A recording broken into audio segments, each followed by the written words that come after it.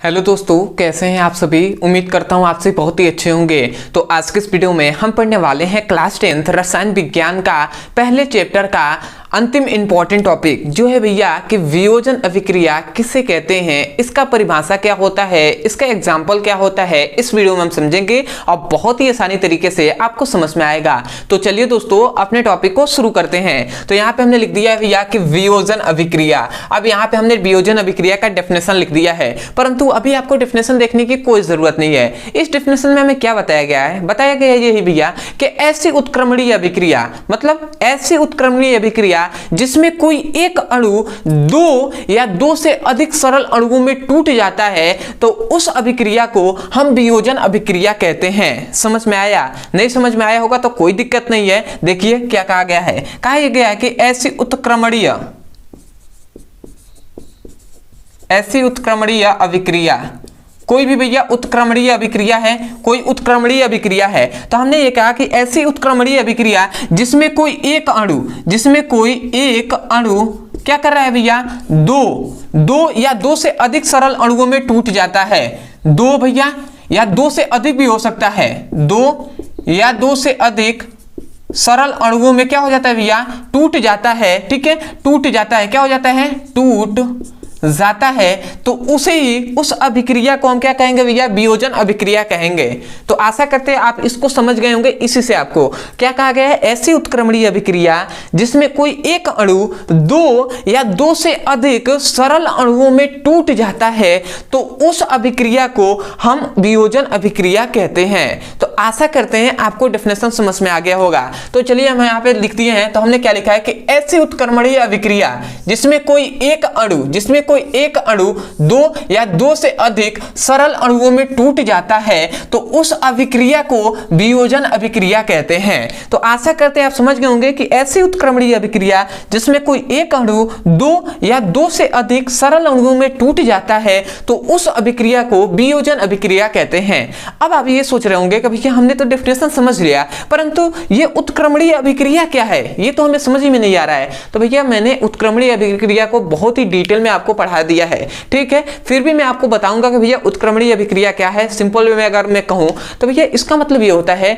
कि मान लेते हैं कि कोई एक अणु है, अब इस एक अणु से दो अणु बन गए, परंतु अब इन दोनों अणुओं को लेकर फिर से मैं ये अणु बना सकता हूं। मतलब ये कहने के ऐसे आकर कह सकते हैं कि मान लेते हैं दूध है आपके घर, ठीक है, तो दूध से आपने दही बना लिया, तो दही से फिर से आप दूध बना सकते हैं। तो उस प्रकार की अभिक्रिया को उत्क्रमणीय अभिक्रिया कहते हैं। अब आप कहेंगे भैया दूध से दही बन जाता है, दही से दूध तो नहीं बनता है। भैया मैंने एग्जांपल ऐसे ही आपको बताया कि मान लेते हैं दूध से दही बन गया, तो फिर से दही से दूध बन जाएगा, तो उस प्रकार की ही अभिक्रिया को हम उत्क्रमणीय अभिक्रिया कहेंगे। और इसको आपको डेफिनेशन जानना हो, एग्जांपल जानना हो, तो केवल आप लिखिए कि उत्क्रमणीय अभिक्रिया, हमारे मेन चैनल का नाम लिख दीजिए ब्रदर सर, आपको वीडियो मिल जाएगा, वहां से उसकी पढ़ाई कर सकते हैं। तो अब आते हैं भैया कि वियोजन अभिक्रिया का डेफिनेशन क्या, सॉरी जो क्या होता है, एग्जाम्पल क्या होता है। तो एग्जाम्पल भी हम देख लेते हैं, वहां से एग्जाम्पल से आपको बहुत ही अच्छे समझ में आ जाएगा। अब ध्यान दीजिएगा, मैं यहाँ पे लिख रहा हूं एग्जाम्पल।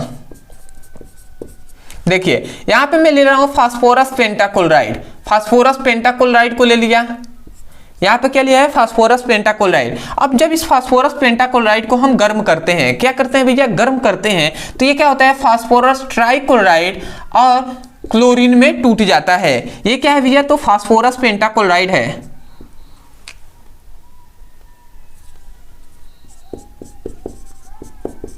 फास्फोरस पेंटाक्लोराइड, ठीक है। तो जब हम फास्फोरस पेंटाक्लोराइड को गर्म करते हैं तो फास्फोरस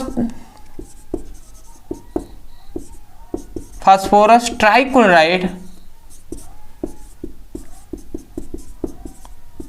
फास्फोरस ट्राइक्लोराइड और क्लोरीन में टूट जाता है। तो आशा करते हैं आपको ये जो क्या है समझ में आ गया होगा। तो ये एक अणु है, तो इस अणु से भी ये दो अणुओं में टूट गया है ना, तो हम यही ना कहा है कि ऐसी उत्क्रमणीय अभिक्रिया, ये जब दो तरीके से आपको चिन्ह दिया जाएगा ना, तो ये उत्क्रमणीय अभिक्रिया का ही चिन्ह है। तो ऐसी उत्क्रमणीय अभिक्रिया जिसमें कोई एक अणु दो या दो से अधिक सरल अणुओं में टूट जाता है, तो उस अभिक्रिया को हम वियोजन अभिक्रिया कहते हैं। तो आशा करते हैं समझ गए होंगे। अब वियोजन जो उत्क्रमणीय अभिक्रिया का मतलब कि भैया इससे ये दोनों पदार्थ बने हैं तो इन दोनों को अगर हम मिला लें तो फिर से ये भी बन सकता है। ठीक है, यही उत्क्रमणीय अभिक्रिया का मतलब होता है।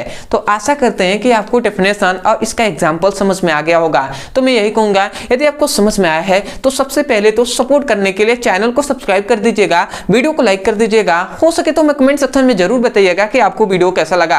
अदरवाइज यदि ऐसा कोई भी टॉपिक है फिजिक्स में, केमिस्ट्री में जो आपको समझ में नहीं आता है स्कूल में, कोचिंग में, तो केवल आप उसको समझना चाहते हैं तो उस टॉपिक का केवल जाइए यूट्यूब पर नाम लिखिए, उस टॉपिक का अंत में हमारे चैनल का नाम लिख दीजिए ट्रिक्स ब्रदर सर, या हमारे मेन चैनल का नाम लिख दीजिए ब्रदर सर, आपको वो वीडियो मिल जाएगा, वहां से उसकी पढ़ाई कर सकते हैं। अदरवाइज अभी एग्जाम आने वाला है तो इसलिए हम सभी इंपॉर्टेंट टॉपिक को करा रहे हैं चैप्टर वाइज सीक्वेंस में एक एक करके क्लास 10th के फिजिक्स और केमिस्ट्री का। यदि आप भी पढ़ना चाहते हैं तो सबसे पहले तो या तो हमारे चैनल के प्लेलिस्ट में चले जाइए, वहां से पढ़ लीजिए उस लिंक को पाकर, या आप एक नंबर यहाँ पे दिया जा रहा होगा, इस नंबर पे आपको केवल व्हाट्सएप कर दीजिएगा और वहां से आप लिख दीजिएगा केवल मैसेज में कि class 10th physics chemistry all important topic link, तो आपको चैप्टर वाइज सभी इंपॉर्टेंट टॉपिक का लिंक दे दिया जाएगा, वहां से उसकी पढ़ाई कर सकते हैं। तो आशा करते हैं आप समझ गए होंगे। तो चलिए दोस्तों, आज के लिए इतना ही, मिलते हैं अगले वीडियो में, तब तक के लिए धन्यवाद। जय हिंद, जय भारत।